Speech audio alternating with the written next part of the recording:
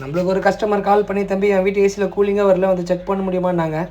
டேரெக்டாக கிளம்பி நம்மளும் சைட்டுக்கு போயிட்டோம். அங்கே போய் கேஜ் போட்டு பார்த்தா சுத்தமாக கேஸ் இல்லை. கஸ்டமர்கிட்ட இன்ஃபார்ம் பண்ணோம், சார் மிஷினில் கேஸ் இல்லை. ஆமாப்பா, அதுக்கு தான்ப்பா உங்களை வர சொன்னா அப்படின்னாரு. சரி ஓகே சார் அப்படின்னு சொல்லி பார்த்துட்டு அவுடரை செக் பண்ண அவுடர் ஃபேன் மேட்டோட பேஸும் போயிருந்தது. சார் இது வந்து ஃப்ளார் நெட்டு கிராக் ஆகிருந்தது, நம்ம புது ஃப்ளார் பண்ணோன்னு.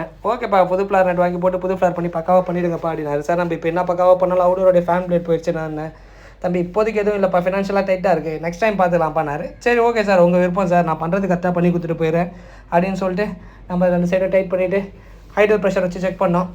எங்கேயாவது லீக் ஆகுதானே, எங்கேயுமே லீக் ஆகலை. அதுக்கப்புறம் பார்த்தீங்கன்னா மிஷின் ஆன் பண்ணி கேஸ் சார்ஜிங் பண்ண ஆரம்பிச்சிட்டோம். பக்காவாக இருந்தது. கஸ்டமரை கூப்பிட்டு இன்ஃபார்ம் பண்ணோம், கூலிங் எப்படி சார் இருக்குது உள்ளே, பக்காவாக இருக்குப்பா அப்படின்னாரு. சரி ஓகே சார், நாங்கள் கிளம்புறோம். நான் தம்பி எனக்கு ஒரே வாட்டி கேஸ் சார்ஜிங் பண்ணிங்க இல்லையா, அதை மட்டும் லீக் 100 வாட்டி செக் பண்ண முடியும் அப்படின்னாரு. சரி கஸ்டமர் கேட்டார், 100 வாட்டி லீக் செக் பண்ணிட்டோம். அதுக்கப்புறம் பார்த்தீங்கன்னா தம்பி எவ்வளோப்பா கேஸ் இருக்குது காட்ட முடியுமானாரு. சரி ஓகே சார், இதெல்லாம் சார் ப்ராப்ளம் சொல்லி திருப்பி கேஜ் வச்சு போட்டு கஸ்டமர் காட்டிட்டோம். கஸ்டமர் ஹாப்பி, நம்மளும் அங்கே வந்து கிளம்பிட்டோங்க.